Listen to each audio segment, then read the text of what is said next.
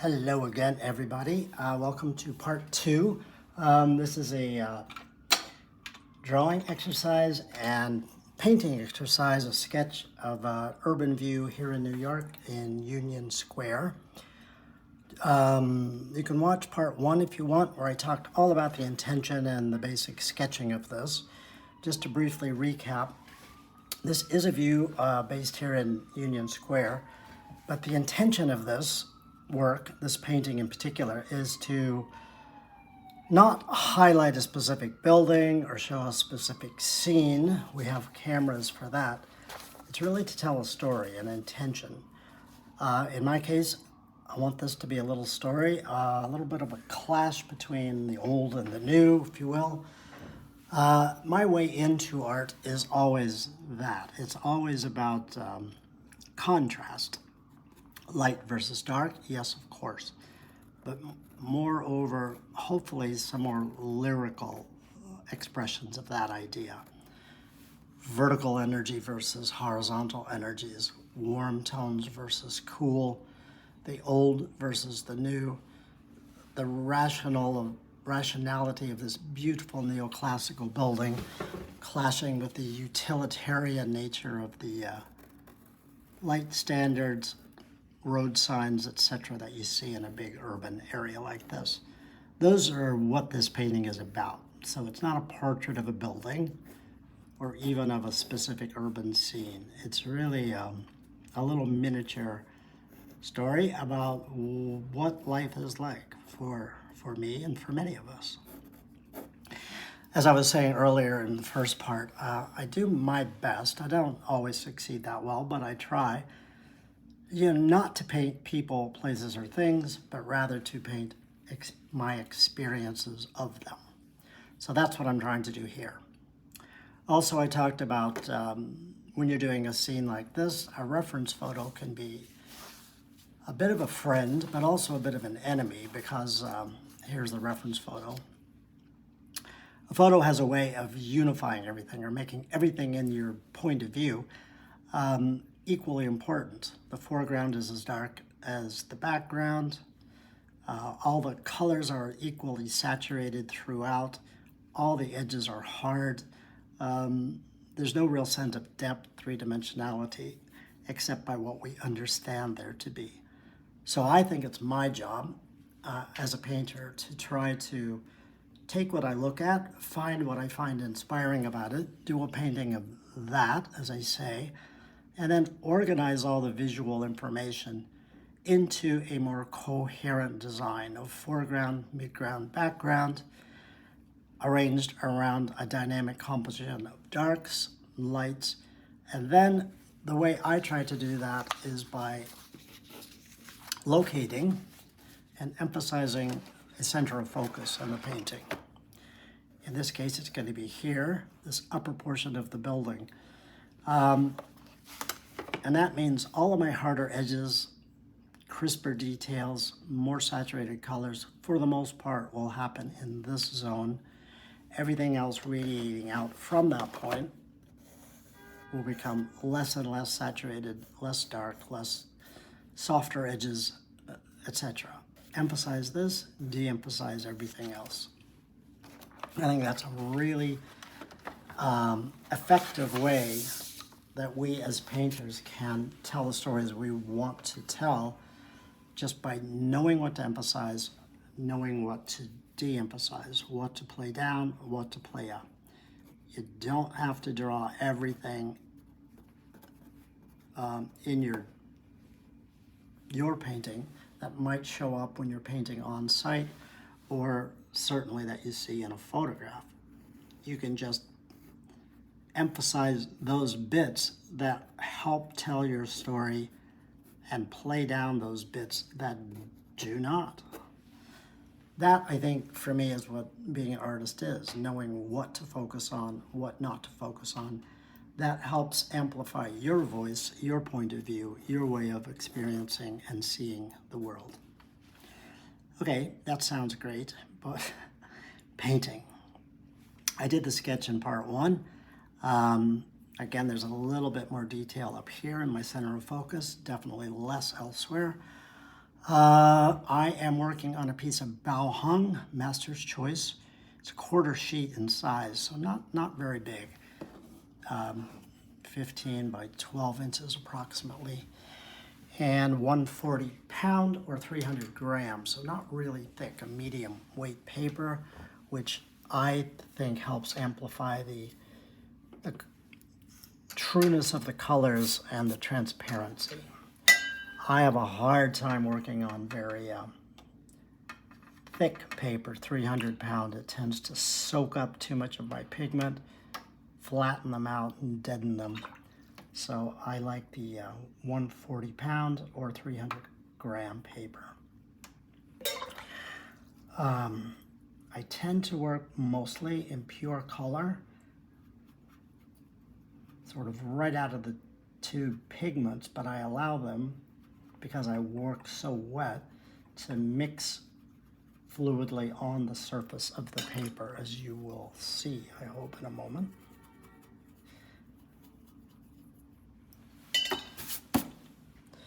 Because I also like to play up this idea of complementary colors.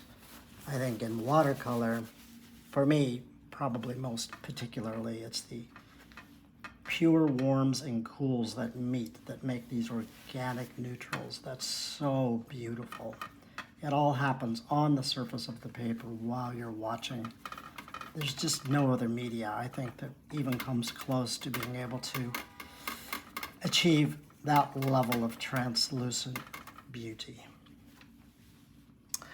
Often I paint my skies first, and I'm going to do that here because they're furthest away, and unless the sky is the star of your show, generally speaking, you want to play it down a bit. Have it, not go away, but fall back in focus and not be too dominant. I turned the page upside down because I'm working on an angled board. My easel is about a 25-degree tilt. And I do that because gravity is one of the watercolor artist's best friends. I get a little frustrated when I see painters, students in my classes just plunk their board flat on the page and then wonder why they're getting so many blossoms and weird blooms and ugly shapes. And it's just because you're not allowing the water to run downhill the way it wants to. So to that end, I turn my board right side up, upside down, left, right, wherever I want it. And this is just a little bit of Venetian red and then some Naples yellow. Is this accurate to what I actually see in the reference photo or from life? No. But that's okay. You'll see what I'm up to. Again, the reference photo really, it was a very clear day, which was beautiful in reality, but I don't think you want to make the sky that bright in this painting. It would tend to dominate. So unless the sky is the star of your show, which it could be, the focus of your painting, generally better to play it down a bit.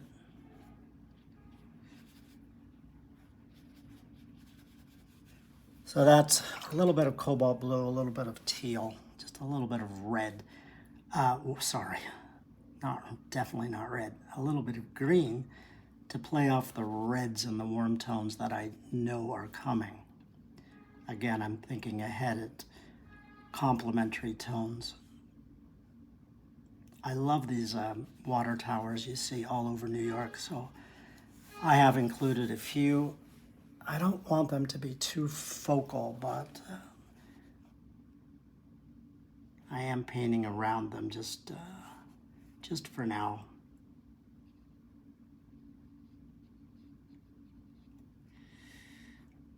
Watercolor I think of always as a subtractive technique, in that, you start with the blank sheet of paper. It's all white.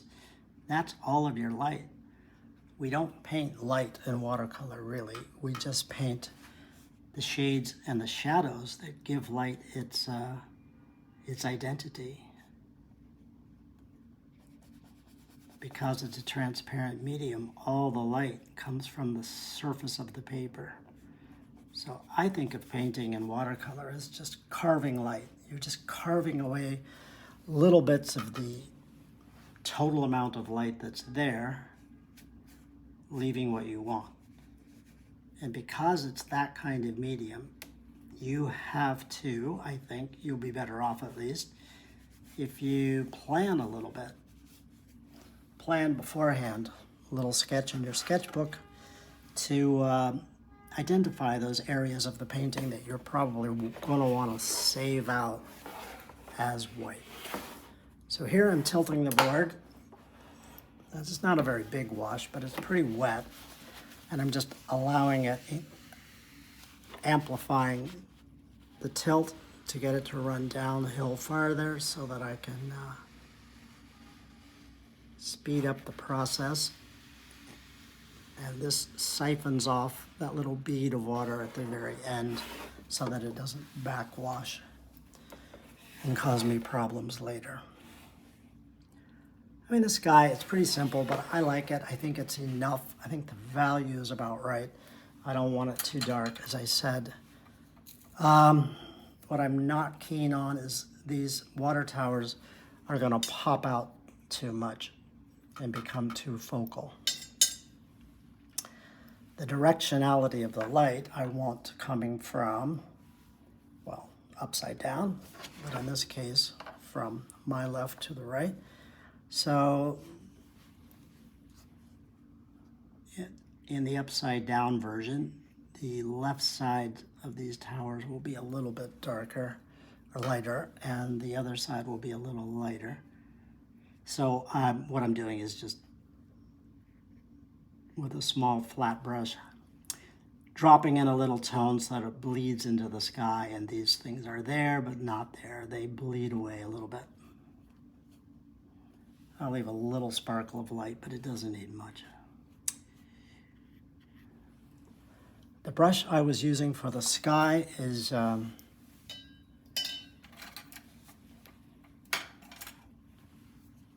one of a series. These are my brushes made by Neef company for me, Thomas W. Schaller brushes. They're a series of mops, meaning they hold, generally speaking, a good deal of water. And they come in fairly large to very small sizes, and they're brilliant brushes.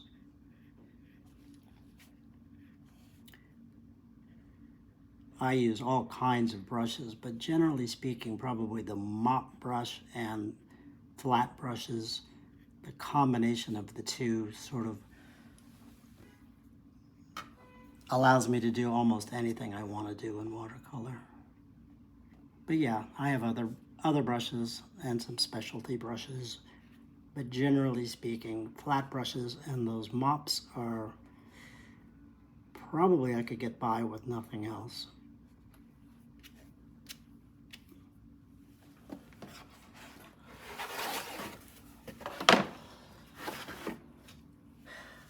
So here where there's very soft edges and some of those warm tones bleed up into the sky, that's great. I like that because the soft edge of anything tends to make it fall away. It tends to make it look less important, if you will, but definitely makes it look farther away.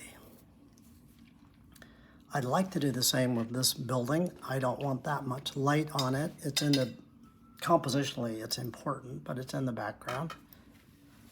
So I'm going to take a slightly larger, this is an Escoda 1/2-inch versatile brush, and carve away some of the light on that distant building.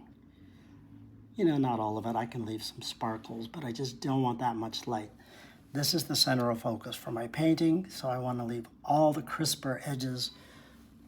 The lightest lights and the darkest darks will happen here.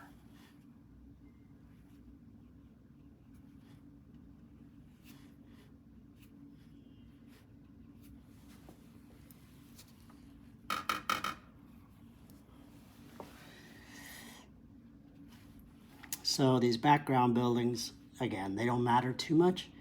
They're there, so they matter, but they're definitely not the star of the show or center of focus, so I don't want to play up the details.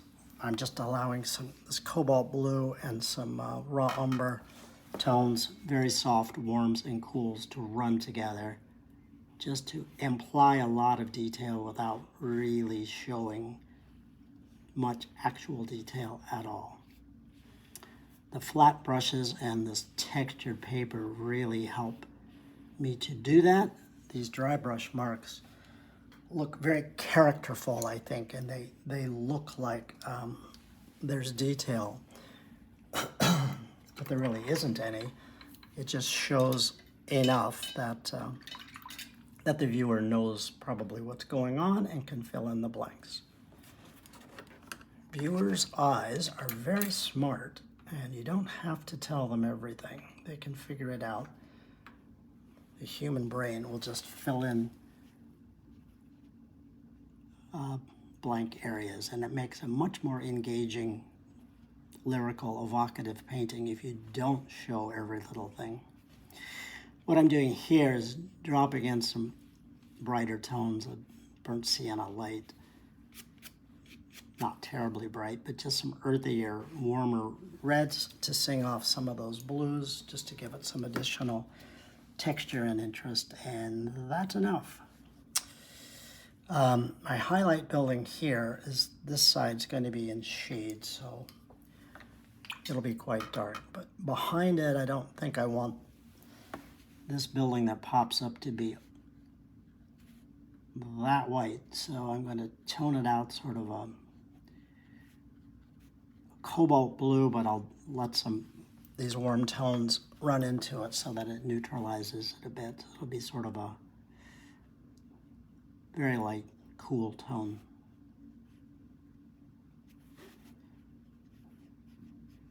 If you want neutrals,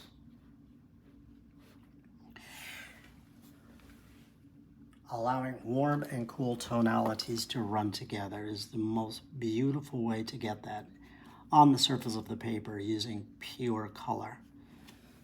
So this burnt sienna running into a cobalt blue or an ultramarine blue will make a neutral that'll make a very luminescent, beautiful neutral, much better than mixing in the surface of your palette first. That way, you're just going to get a dead gray.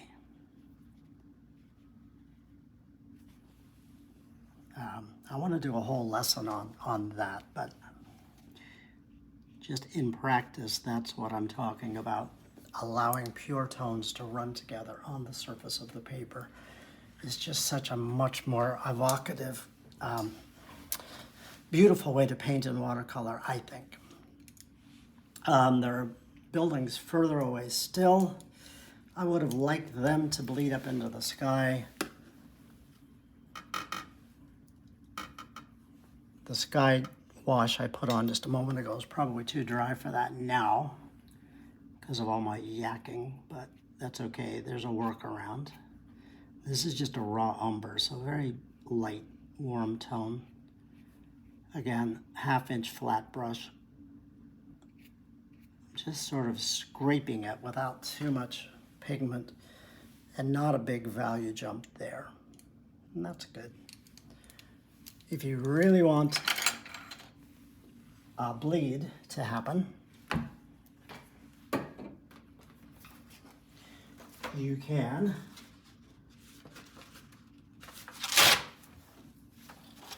I'm going to take a piece of paper here, mask that side so it doesn't get wet, and then with the mist bottle, this Holbein mist bottle I love, just a little light mist, and you can build up a little bit of bleed there, which sort of recreates that effect of a wet in wet wash.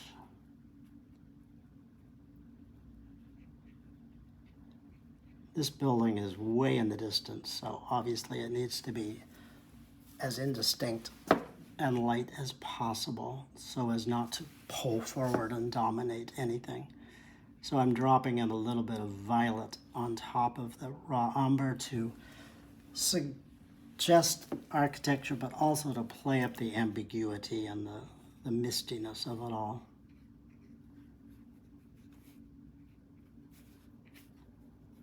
This is another one of these mops, but a smaller one. I just happened to grab it. I could be doing this with a flat just as easily, but this works fairly well.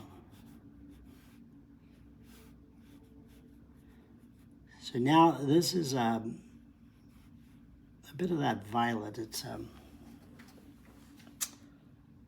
Daniel Smith Imperial Purple, but it's very watered down, and to be honest, it got mixed up with a little bit of raw umber in the palette, and that's okay. So it is a very intentionally neutral color. And for these very distant buildings, I think it's appropriate. People complain a lot that their watercolors look muddy. I get it, but often muddiness are just neutral tones that don't have a lot of dynamic value next to them, if that makes sense.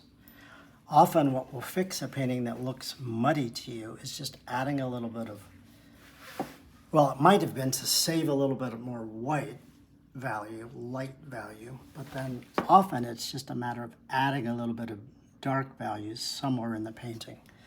So that's a lot of words, but what I mean is to fix a painting that you think is muddy, often all that's required is just the addition of a little bit of value. It's a question of value more than it is of color, almost always. I always say this because I think it's true, but in our paintings, color so often gets all the credit, but value does all the work.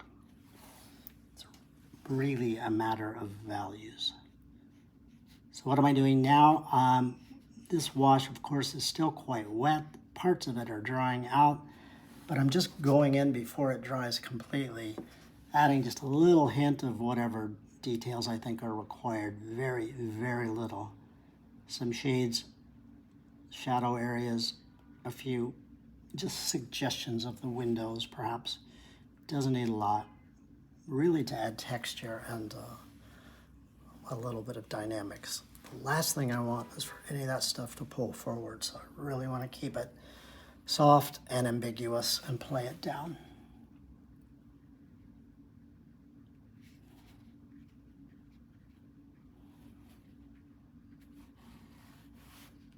So I am trying to be loose and a little bit sloppy with my brushwork and all this distant stuff, just to keep it looking casual and as informal, if you will, as I can.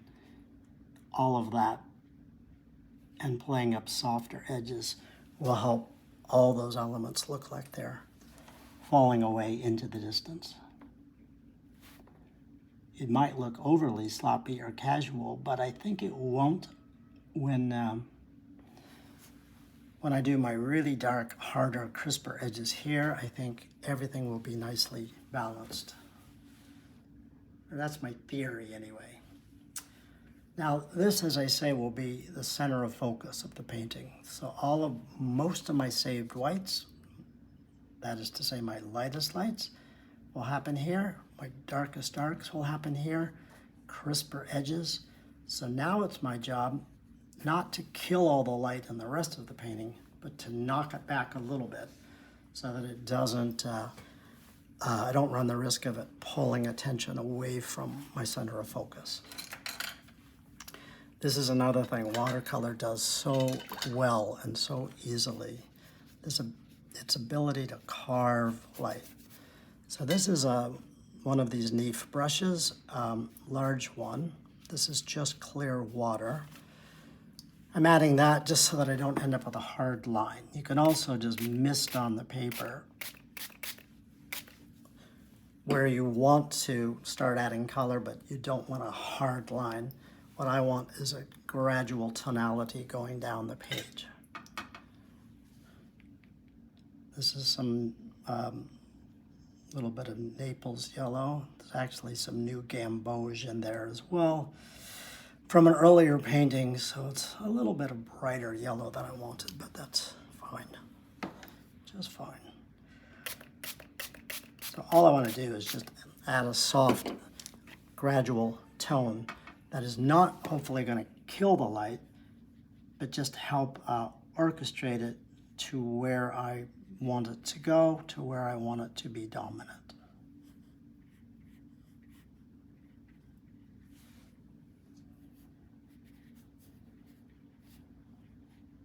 I am painting around some of these street junk here because I want to have a little secondary focus of contrast down here, just to help emphasize my story of the classical building meeting the modern utilitarian interventions. By rights, I should have saved that out as light, but it's okay. No, I don't use any masking. I never do. I just find it, for me, easier to paint around areas. I love saving out bits of light rather than masking them. For me, a hand-struck edge, even if it's messier for the way I paint, tends to look better than a carved edge that you get while you use masking. This is a little bit of diluted imperial purple I'm dropping on top of that yellow complement, obviously, which will make a nice neutral.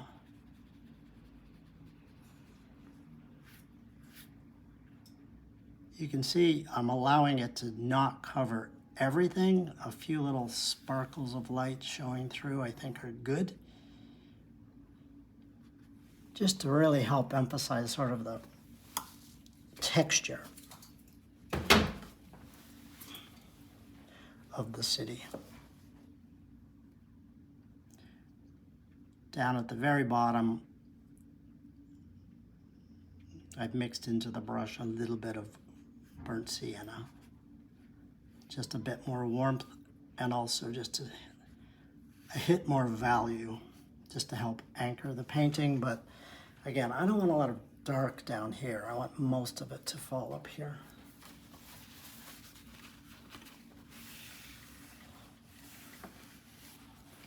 So that's an intentionally kind of scrappy wash, but it does tone the whole drawing from very light to mid-tone here. Still very wet, so I can add tones if I think they're needed. I think a few are, but I don't want too much. But I need to do it, if I'm going to do any of this, fairly quickly so it all melts together. This is just cobalt blue. I'm adding some of this just to imply shadows or reflections into the street, but really not to be visually descriptive of what's there, but just to add connectivity of all the different elements. It's just so beautiful what watercolor can do.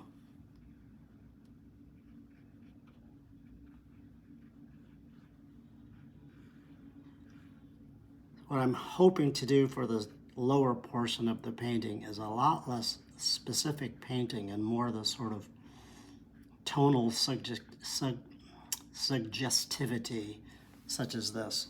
I want it to sort of paint itself, if you will. So I don't have to get too picky down here. I want a lot of wet in wet, a lot of suggestion, impressionism, a lot of clarity up there. That contrast is what I'm going for. So generally speaking, I think that looks good. I didn't plan on this white streak.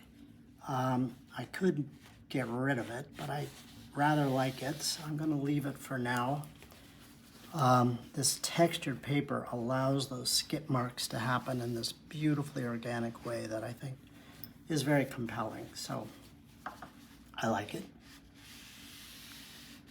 Nothing is terribly dark. It looks like it might be at this stage, but it really isn't, so all's good. There is this secondary shadow here from a building across the street. I don't need to include it because it's there in the photo, but I do want to because it helps push the eye up to center all the lights and the darks up here in this zone. So I definitely am including that shadow. I think compositionally it will be fairly critical to making this painting work.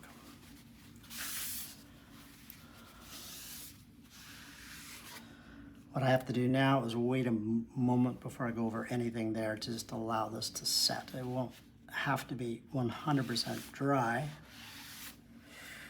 But that's one of the frustrating things about watercolors, or challenging, not always frustrating, but knowing when you can go back into it, when you can't.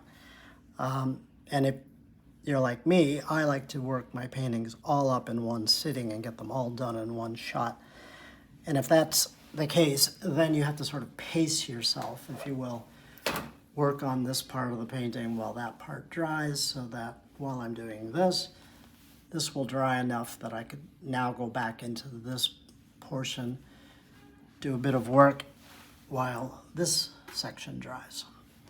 So there's no real formulaic way to know how to do that. It's just knowing that you have to do that helps you sort of track how you're doing and pace yourself. There's this old classical balustrade up here, which again, I'm not including because it's actually there, but it adds this nice filigree and classical detail that's interesting juxtaposition to all these scrappy utilitarian water towers that stick up all over the city in a way that, well, I love. They're beloved. So I don't want to make a big deal of it, but a little bit of that sort of contrast I think would be fascinating.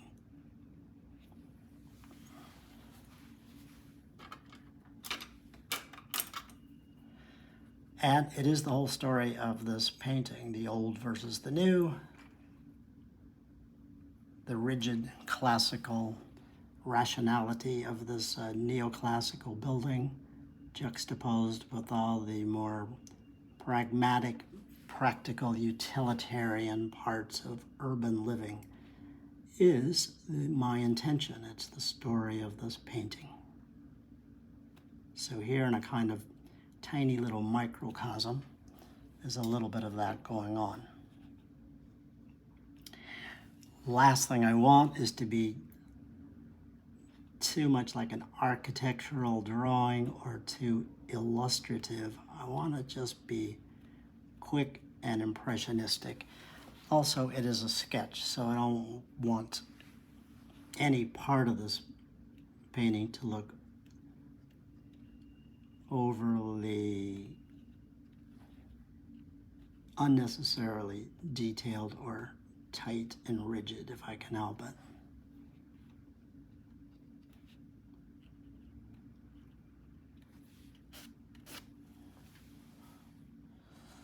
Yeah, it's okay.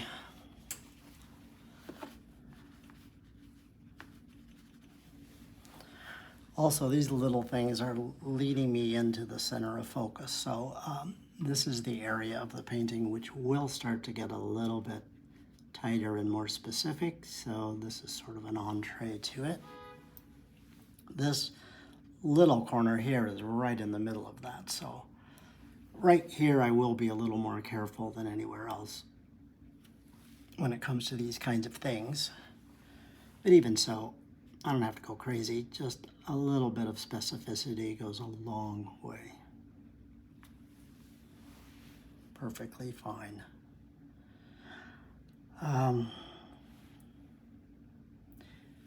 The sun's coming from upper right to lower left. I don't have to leave it that way, but I like it. I think it works for what I'm trying to do. So I don't see a compelling reason to change that. Which means this face and that will be quite sunny, pretty much no paint.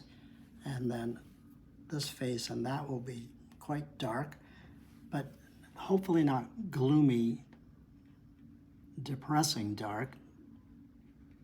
Because in watercolor, as I was saying earlier, we don't paint light, we paint shadows and shades that give light its identity. Because of that, it's not a problem, it's an opportunity for us as watercolorists to really investigate shades and shadows. I always say, that's what we paint in watercolor, so those must be the most beautiful. I try always to make my shadows look as alive and luminous as I can. So I play up a lot of complementary tones within shadow areas, so I get a lot of luminosity, as much as I can. They need to carry value to read as shade and shadow, but they don't always have to be as dark as you might think. If the edge of your shadow is fairly dark, you can get away with dropping a lot of brighter tonalities within that darker overall shape. You would be surprised.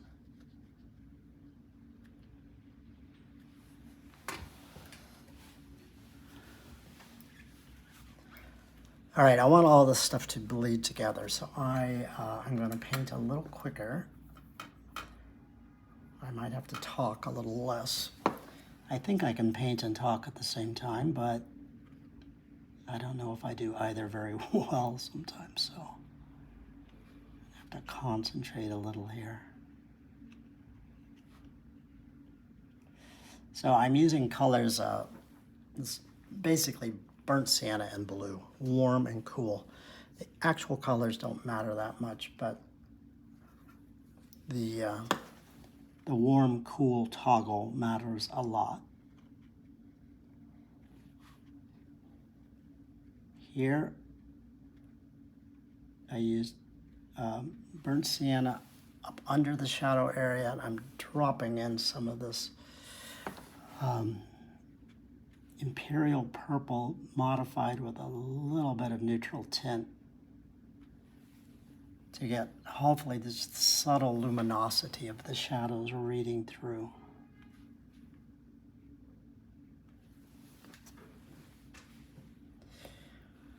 I'm not terribly worried about the color. I rarely am, but it's definitely important, but it isn't everything. What I am worried about, well, worried is the wrong word. What I'm trying to do is get the values nailed.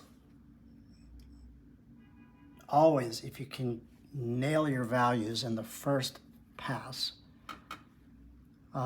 your paintings are just going to look so much more luminescent and confident. If you have to go back and back and back and revisit, glaze over and glaze over and glaze over, which I've done. I've done paintings with billions of glazes. Nothing wrong with that approach necessarily, except it comes with some inherent risks. And the main risk is that you're going to end up with a murky, dull result. The more times you go back and revisit an area, the murkier and muddier it's likely to get. So here, just around here, now I'm dropping in, while it's still quite wet, little bits of ultra blue, just trying to beef up that shadow as much as I can.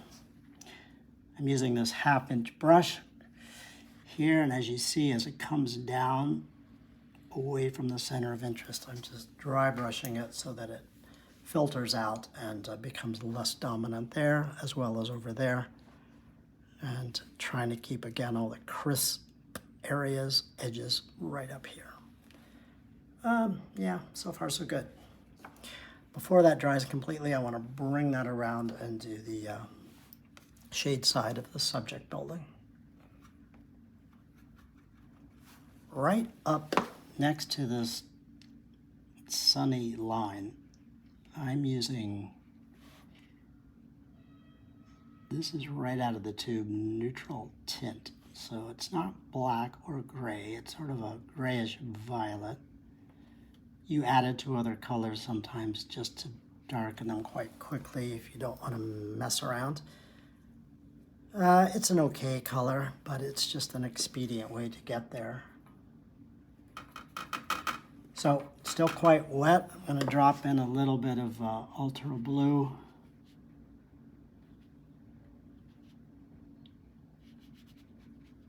Where I'm going with this is this stretches out. I'm going to warm up this dark grayish shadow to get a nice, hopefully complementary bump going on.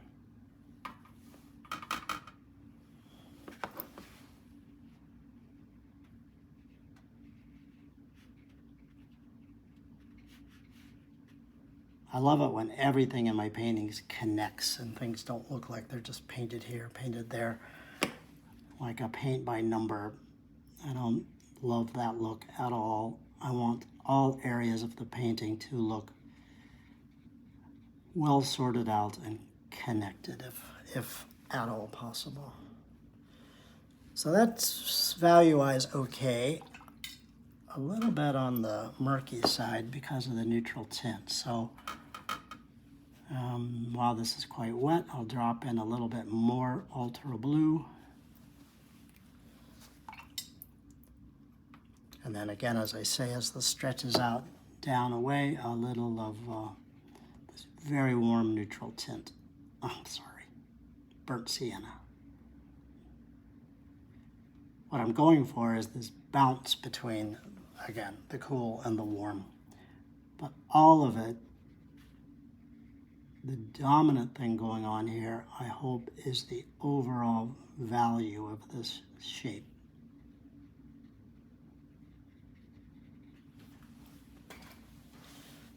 Yeah, it's okay, but I think the warm is a good choice, but it's a little too warm, so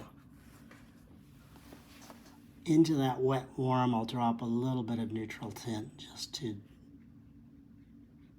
neutralize it a little. Also will help darken it a bit.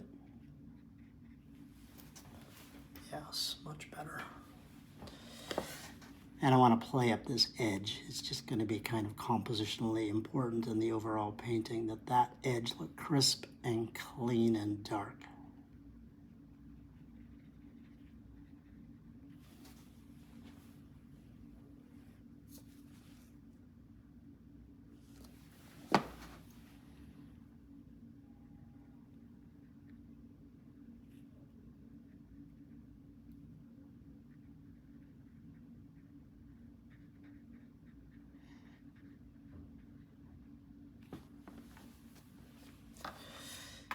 These beautiful old Corinthian columns.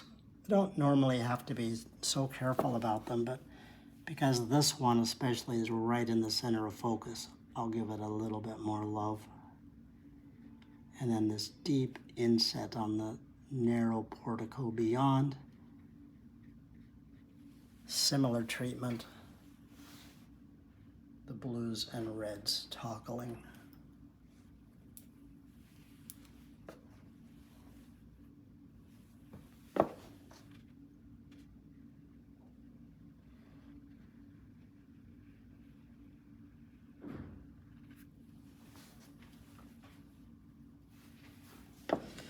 I think I stuck my hand on this wash, which is a bit of a shame, but I think I can revive it.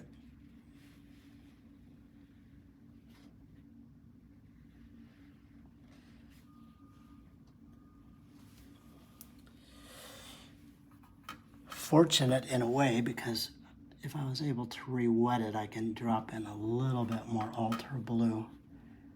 I'm really, really trying to pump up the colors, saturations, and value in this zone as much as I can. Yep, looks pretty good. Yeah, I use this 1/2-inch flat, as you could see here, to make these long, more architectural shapes, just with a single swipe of the brush.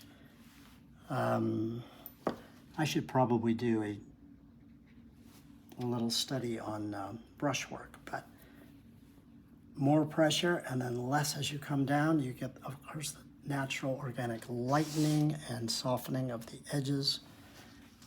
I love dry brush technique.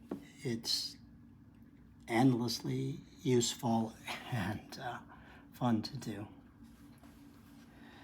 So I'll get a little fussy up here just around this Corinthian column, some warm, cool toggles going on. A little bit prissy about it, but only here, nowhere else.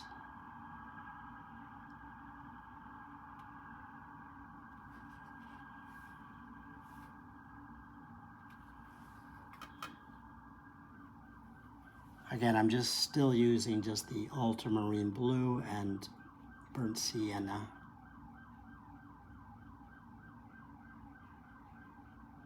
Again, not so much for their colors, but for their potential for value and complementary, that electricity you get with the warm and the cool melding.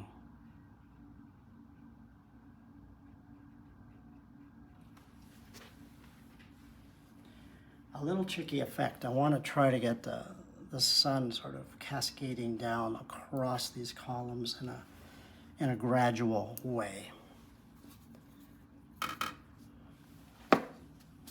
Best way to do it is right and don't screw it up. But the best way to do it is quickly and try not to be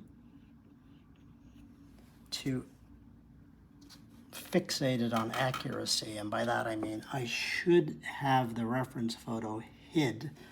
I've got it out next to me over here, but that's generally a bad idea for me because I tend to start to copy it a little too much. It's better to just get the idea of these things, these effects, rather than the actual specifics of them.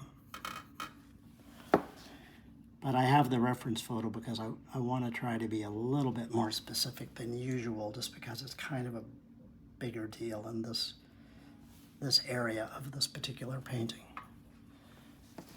But if I can get this area pretty close to the way I want it, then I think I'll ditch the reference photo and just paint the rest of the painting from just by listening to what the painting needs and not trying to be too accurate.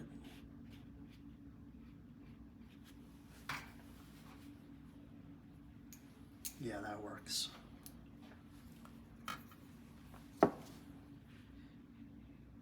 This very small flat brush, same effect, just more pressure than less.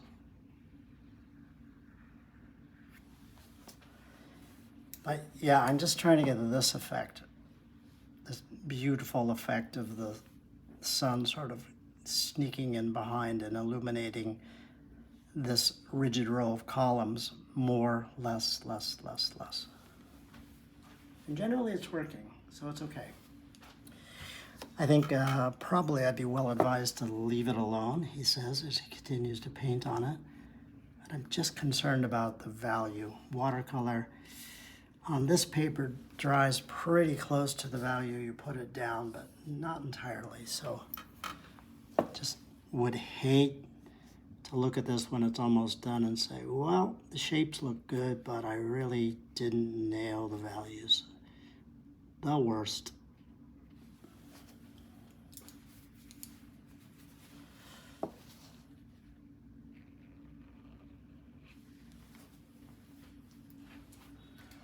Okay.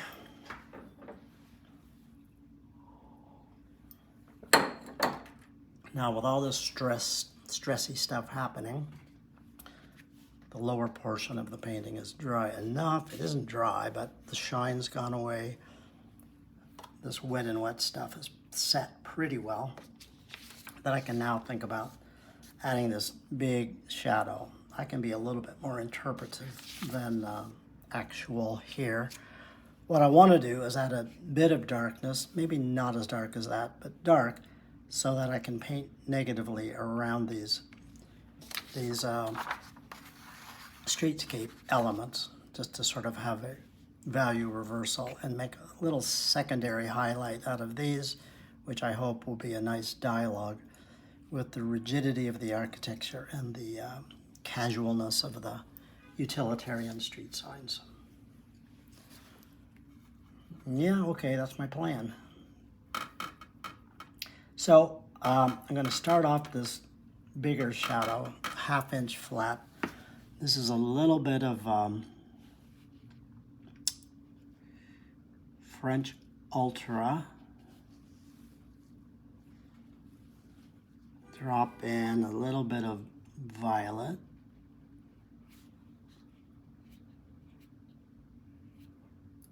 As this stretches off the side of the page, I can be a little softer, quicker, more casual about it, so I don't emphasize the edge too much. But I do want the top of the shadow to be fairly, I don't want to say etched, but a little bit more graphic, a little bit more specific.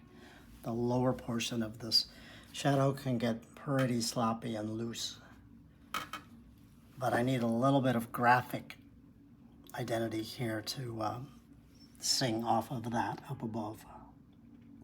And again, I want to paint around these street signs because I want them to pop out as sort of negative shade paintings.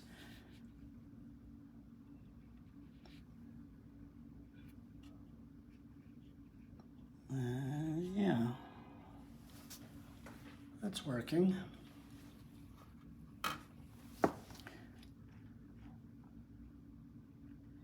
The lower portion of this big light standard I'm going to save out as unpainted. It has a little bit of paint on it from before, but more lightly painted. So lighter, although not pure white. That's all up here, but lighter.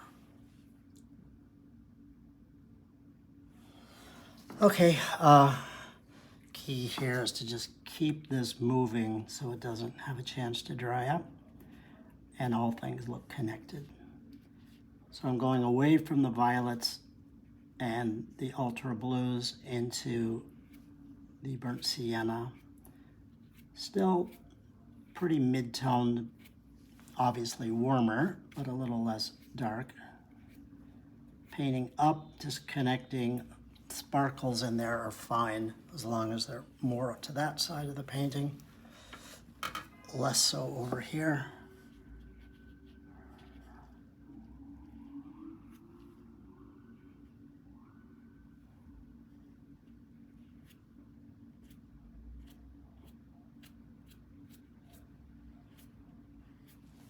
Good.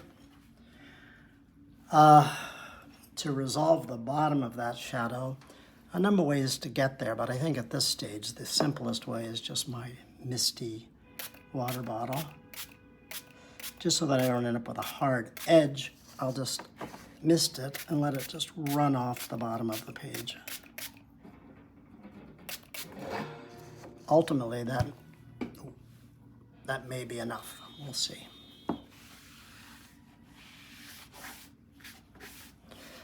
But as far as value carving, I'm relatively happy with where I am so far. I'm starting to get a good sense of the center of focus being here, definitely not here, or here, or here, or here. Now I'm working on just balancing the values all together throughout the painting. You notice in the sketch I added some of the street scaffolding they're working on.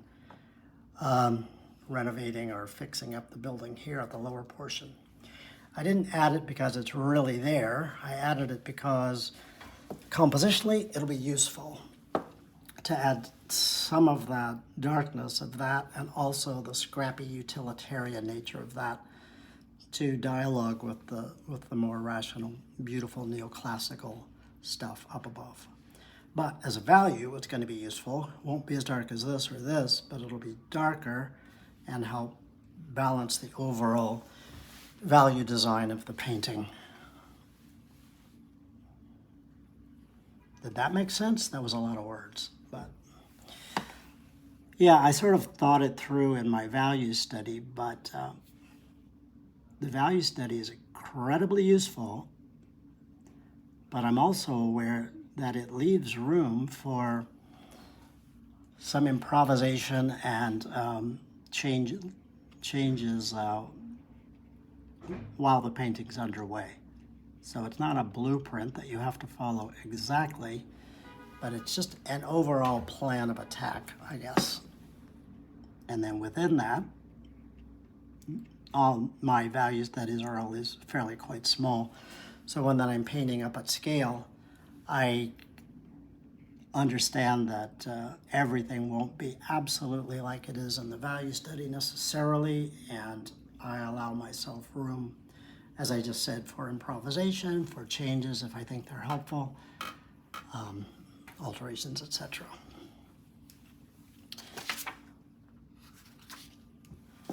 All right, so this really scrappy bit of street furniture, this scaffolding, I don't really know what it looks like.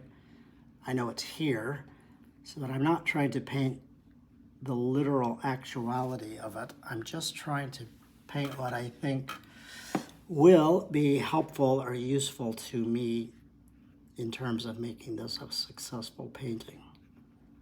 So I'm using no reference. I'm just, well, you could say painting intuitively, but I don't know if that's accurate. I'm painting deliberately. I know that I want a medium dark shape to help balance these out. I know I want some less formal, more utilitarian emphasis down here, so that's on my mind. But really, the big deal is I'm just thinking about value, design, and balance overall.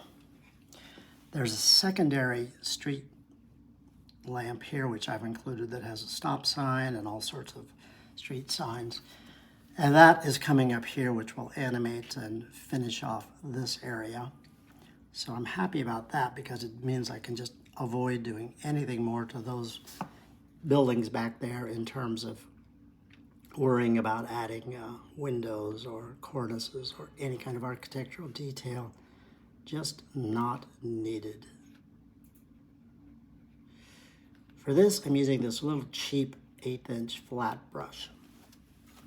I say it's cheap because it is, but not because it is, but because it's all acrylic, doesn't hold a lot of water, and for that reason, it's useful for this kind of painting, these kind of dry brush marks. If your brush doesn't hold a lot of water, it's easier to get these little scrapey marks, which I love often. They're very aerated, and as I said earlier, they can imply a great deal of detail without having to show too much.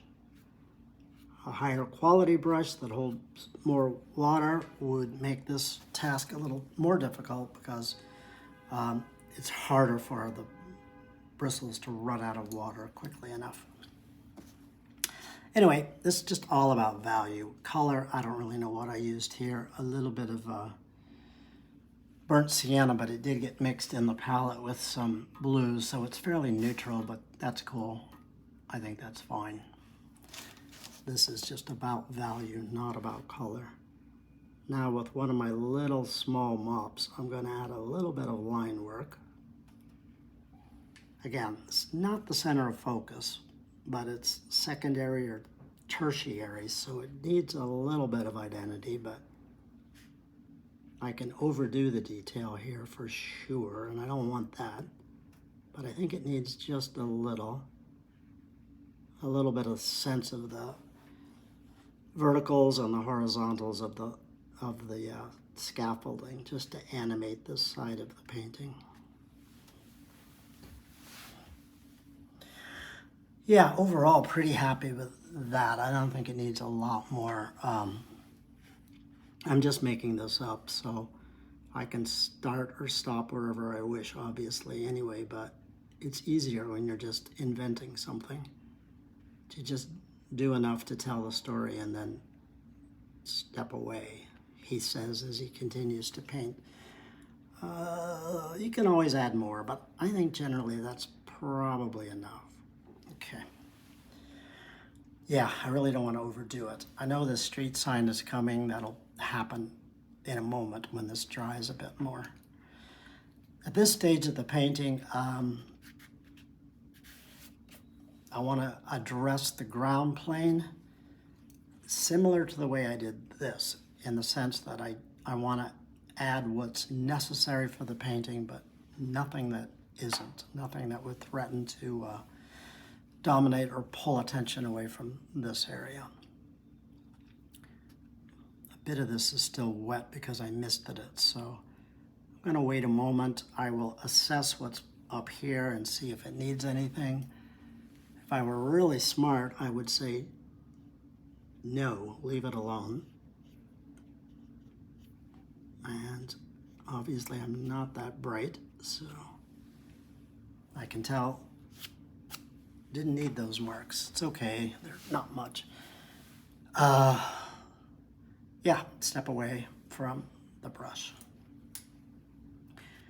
Some of this is dry enough I can start to work on it, and by finishing this area, perhaps this will be dry enough I can finish it all.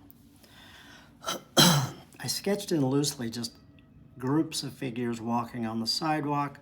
I wasn't literal to what the reference photo shows. Obviously I took out this big cab, but I wanted just a sense of busyness and sort of textural identity that any big city, certainly New York, is known for. But what I don't want, again, is for me to fall into the habit of doing little miniature portraits or overdoing anything down here. This is texture. This is busyness because the painting needs it, nothing else. So to that end, that tells me the last thing I want is to do too much detail on these figures or to add too much color to them. I want to keep them nice and fluid, loose, suggestive, maybe even a little mysterious. If they don't look all that clear, so the viewer doesn't know exactly what they're doing, I think that's okay. I don't want to be tight. I don't want to be too specific.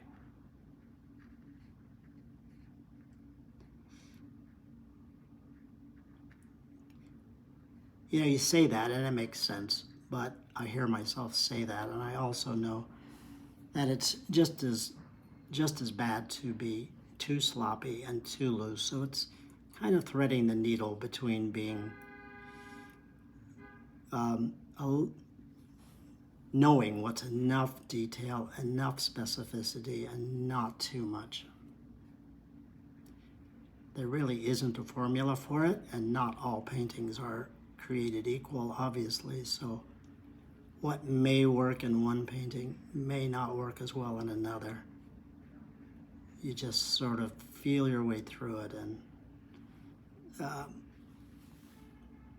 hope for the best. So yeah, here's just a little composition of neutral warms, neutral cools, some sense of shadows, some sense of the base of these big columns, but I don't want too much detail and I don't want to go too dark. But I think it's fine. Less will definitely be more. In watercolor, or probably in any medium, but definitely in watercolor, it's always easier to add things. It's pretty difficult to take things away. Once you've killed the light in a painting, a watercolor, it's not literally impossible to get it back all the time, but it can be a lost cause, and it's certainly harder than if you didn't lose it in the first place. So what that tells me is it's better to try to save the light, and if you don't quite know what to do, better to do nothing rather than making a bunch of marks in the wrong spots that you have to go back and try to lift off or scrape away or erase or alter. Much easier to add than to take away. Yeah, I want these figures. What I just don't want is too much attention. And I feel like I'm flirting on the edge with making these a little darker than they want to be. But I'm not too stressed. I have faith. I also have some things I want to do to the foreground when I'm very nearly done, adding some texture, which will obscure a little bit of these figures and make them a little bit more overall connected. So I'm not too worried, but in terms of value, if this area gets too dark, then I'm going to have to go back and revisit this and darken everything there again, and I really don't want to do that. So while I was sketching this up, I knew that I wanted these figures on the street, also little hints of vehicles, cars, taxis, and things. But the last thing I wanted was to go too dark or too specific on any of this stuff. I wanted it to look all pretty schematic and gestural.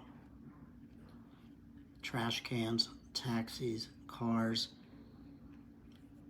Really better, in my opinion, in this case, just to go intuitive, impressionistic, make marks without trying to describe anything too literally.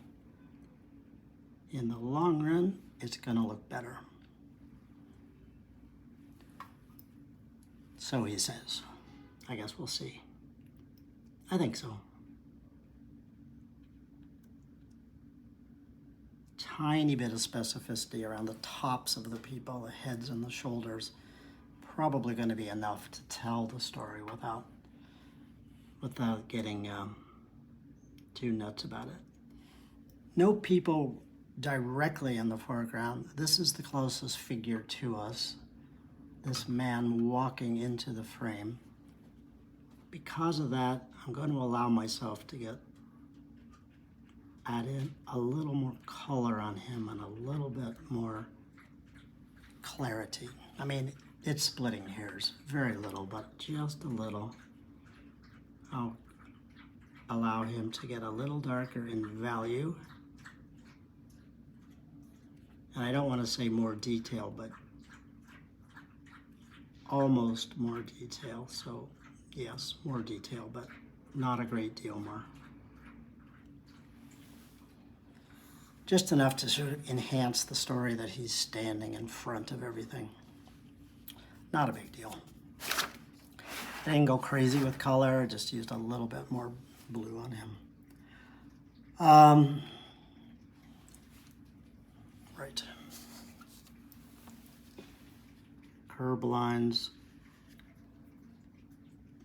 Again, this flat brush, just a couple of marks just to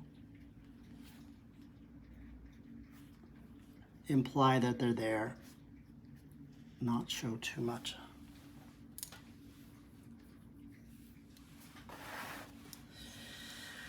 Right, keep it going over here. I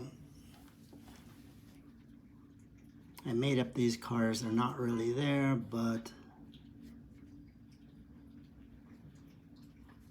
again,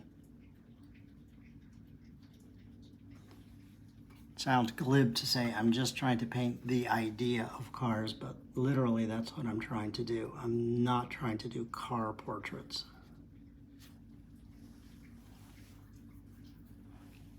I would just like the viewer to look at this, and it may even take a moment, and for them to realize, oh, that's a group of cars over there, I get it, without having to spell things out. And I want to be clear, that's not always true in every case for every painting, but for this painting in this case, I think it is true, because this is just not the center of interest.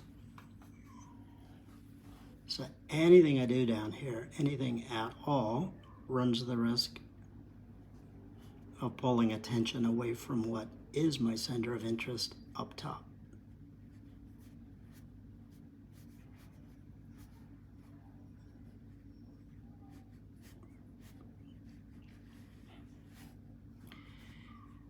You could make an argument that you could do a painting of just the top of this building and allow the rest of it to just bleed away into nothing.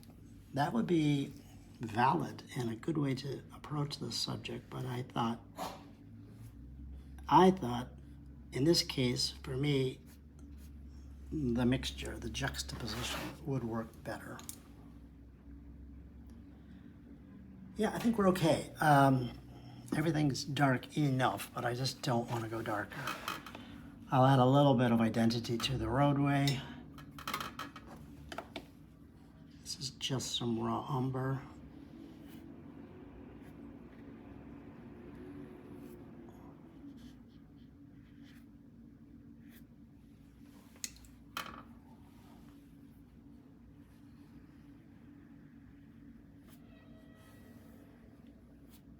Very light, warm tone, not much at all.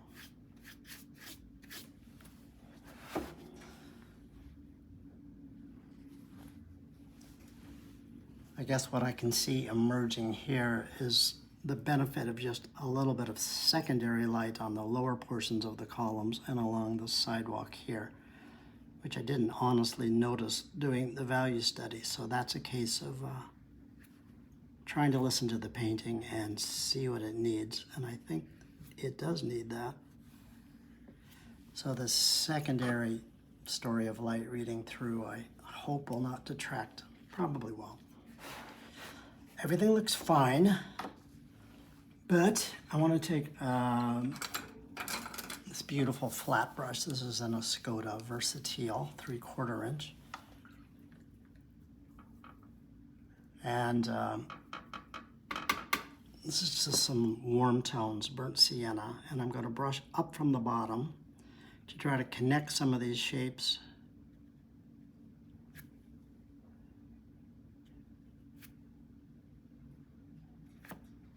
Add a little bit more texture, and then also a way to add a little bit of value without running a glaze or a wash over, but also connect shapes, de-emphasize certain areas, adds some what I think is some delicious texture and scruffiness. And mostly this is a way, painting up from the bottom when I'm getting near the end of a painting, to help connect shapes. But it's also a way to, again, emphasize or de-emphasize this or that, whatever you think might need it.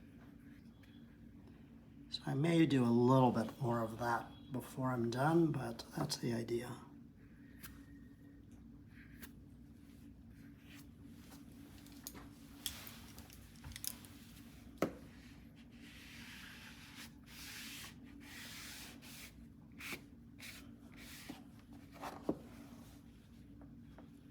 It's quite wet. If you wanted to imply some reflections, you could, with a paper towel, just sort of reverse paint by pulling out. Not a big deal, but it kind of does additionally help emphasize the vertical story of this painting. Another way to sort of add connections by taking away rather than adding.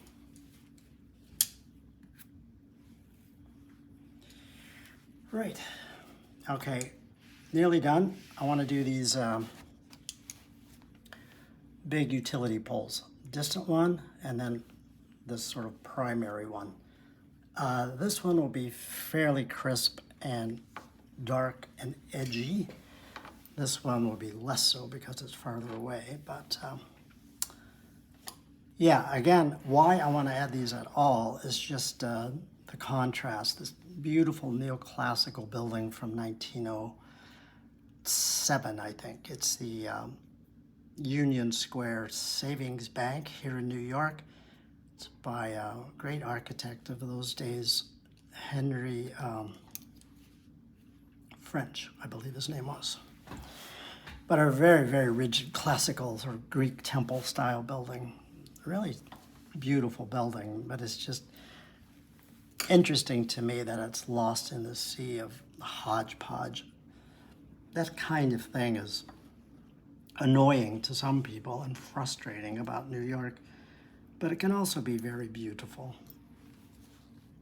I think it's part of what makes New York so beautiful.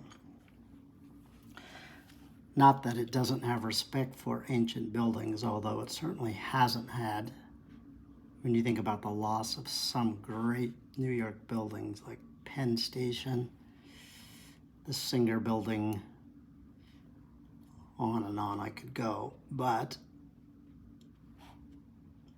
nonetheless, many phenomenal old buildings are still preserved. And some just live in this chaos where they look like they're a little bit lost in time. So I guess you could find that frustrating or depressing or even ugly, but I find it really beautiful and lyrical. Just talks about the clashes of time. This stop sign here, in reality, it has beautiful colors on it, obviously. Got an overall palette of pretty neutral warms and cools. I don't know if I want to mess around with that too much, but I might add just a little bit of jewel tones on these utilitarian poles and signages. So here, maybe a little bit of yellow. This is a bright new gamboge. Just don't want this to be a painting about color as much as value. So, not opposed to color, but not sure in this case if it would really help advance my story or not.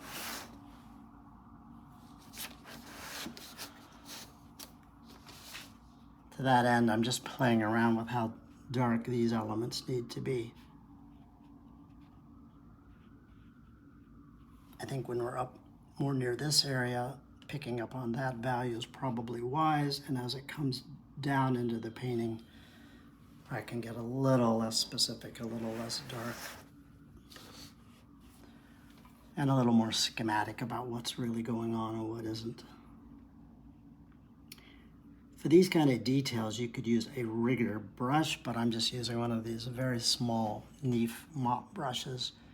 Holds a pretty good deal of water, a very nice point on the end, so it gets me right where I want to go. You can do some beautiful calligraphy with these brushes.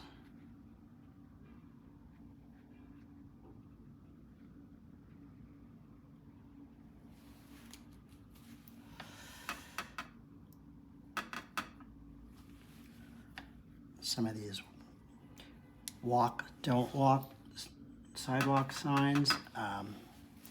Again, I'm not putting them there because they're actually there, but only if they help tell my story, which they do. And to that end, I'm going to allow myself to drop a little bit of hotter color. Some of this new gamboge, just a little bit of mostly permanent orange there.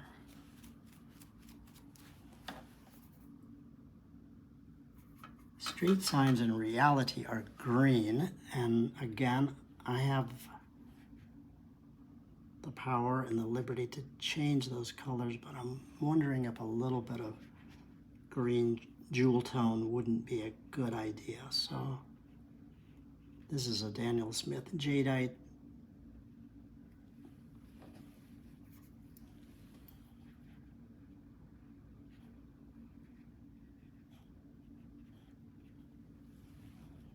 Yes, I think so. I'll pick up on that over here too in a little more specific way, I'm pretty sure.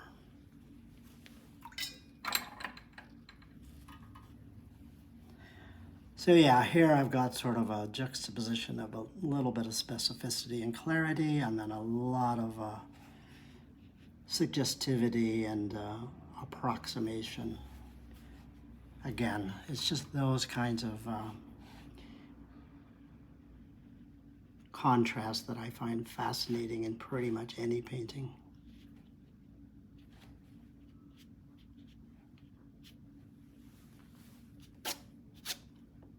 Just some marks, just to add additional texture. Okay, now for this bigger guy, I have extended this pole right off the page. It's pretty unrealistic, but I thought it would more effectively establish a foreground element if I did so. So this is just some French ultramarine. I did neutralize this in my palette with a little bit of neutral tint because it's just a small area and I'm going after a dark, cool value. And I just want to get there quick. So a very small thing like this, it doesn't matter too much to me if what the specific color is.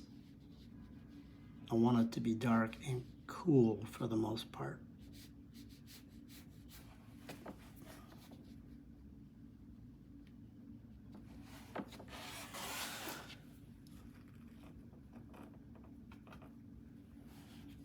On the cross arm here, same thing. Some French Ultra, bit of neutral tint, I think, mixed in.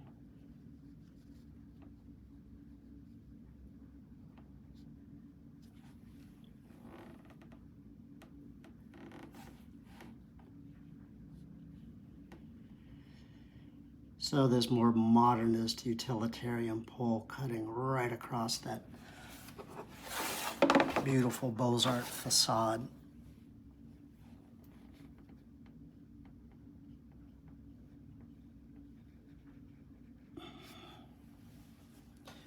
Here we have a bunch of, I don't even know what they are. They're electrical boxes and connection boxes and all sorts of things. It doesn't really matter. I just like this hodgepodge, abstract, modernist conglomeration of them up against that beautiful classical facade. I think that's just gorgeous. So I'm going to just, this is a cobalt blue, a little bit of neutral tint probably mixed in. Again, doesn't matter, just sort of dark and cool is where I'm going.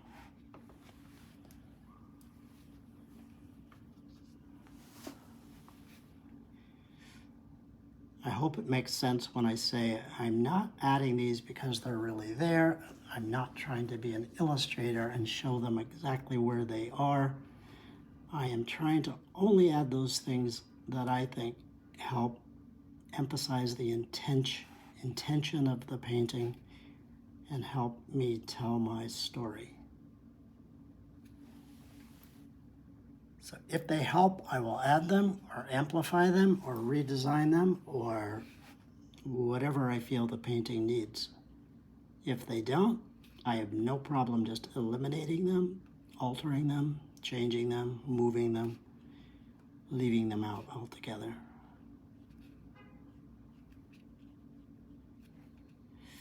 So now, as we move down into the body of this larger shadow, I did this intentional value reversal where these dark shapes become light because they're against the dark.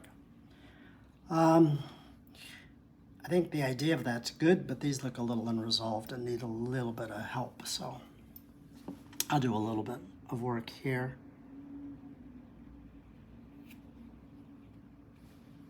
Not entirely sure what all I'm going to do, but that's all right. I'll just listen to the painting and see what it tells me it needs.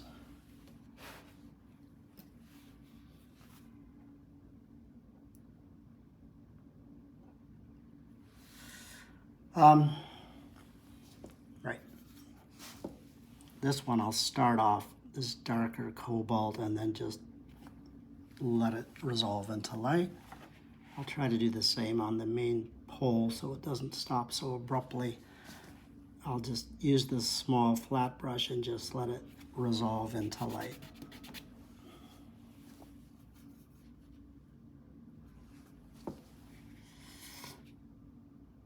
But it needs a little clarity, so under these attached signs, I'll add some deeper shadowing.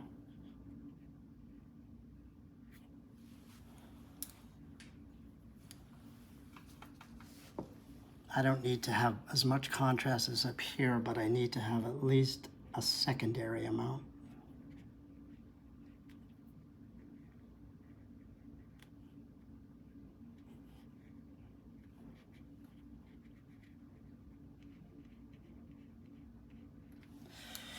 I do think I'll bring in some of this green that I used on the other side, just as a kind of little color callback, but I don't think I need much, so just maybe here. I think that's fine.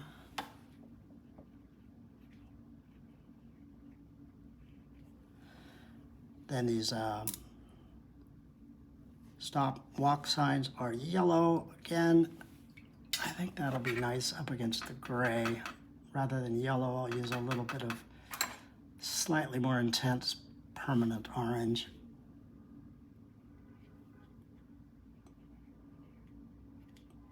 And then these little moves, I think, can add that kind of little jewel tones.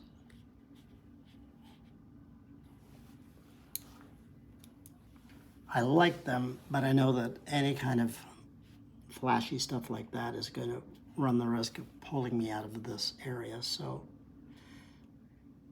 I'll just be cautious. A little goes a long way.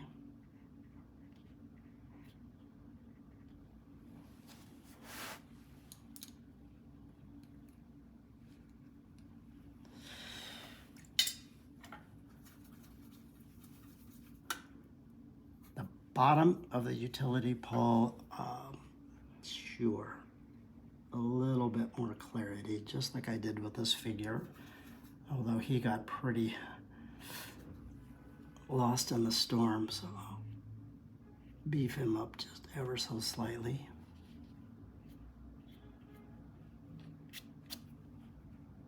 Same thing here, here, here.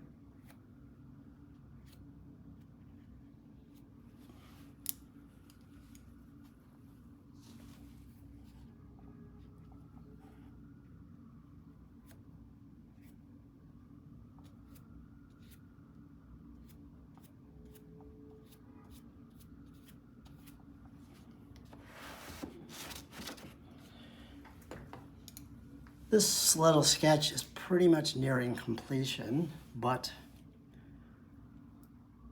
now at this latter stage, you can just take a breath, assess, and see if it needs any kind of value adjustments that are easy enough to achieve without overpainting.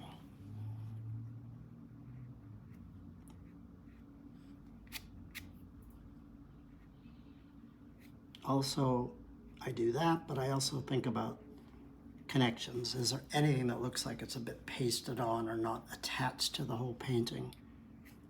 If so, good opportunity to address that and see what you can do to remedy it, if anything. Not too badly. Overall, I think this side could use just a little love, but needs very little.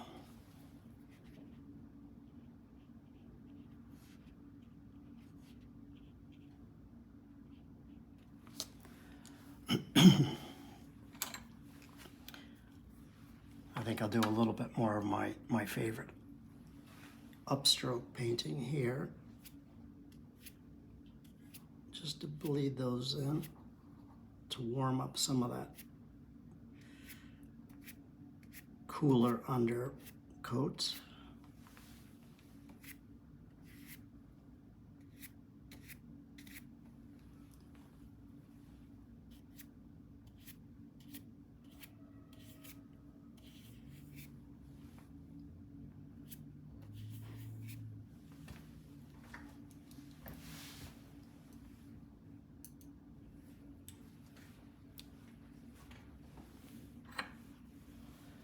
It's also at this stage where you can, with enormous ease, ruin or overwork a painting. So I've kind of turned my brain off and just been painting intuitively from the heart, using my value study as the guide, But now at this stage near the end, it's time, I think, to turn my brain back on a little and be overly conscious about not doing anything that's going to distract or detract. One thing I think, the light on the columns I love, but I don't know that this light on this pilaster is helping. I think it's a bit distracting. So I'm going to go in there with just a wash of medium cobalt.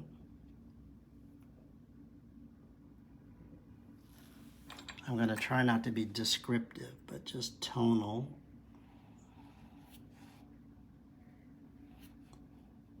And knock the lower portion of that value back a little bit, keeping the energy up top a bit more.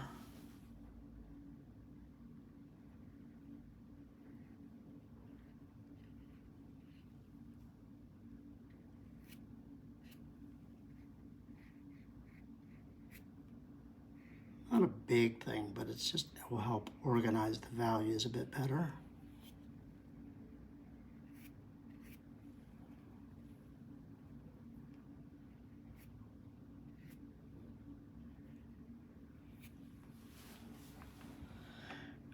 And I think at this stage I'm going to call it quits. I'm going to let it dry. I will reassess it. I may do some tweaks on it, but for the most part, it did what I wanted, which was tell the story of the clarity and the contrast up in the sky, which helps, I hope, pull the viewer's eye up along the dominant vertical axis and tells a story of the clash of cultures, but really more the clash of time frames, the past and the present, which in its way speaks of the future. So that's the story I'm trying to tell.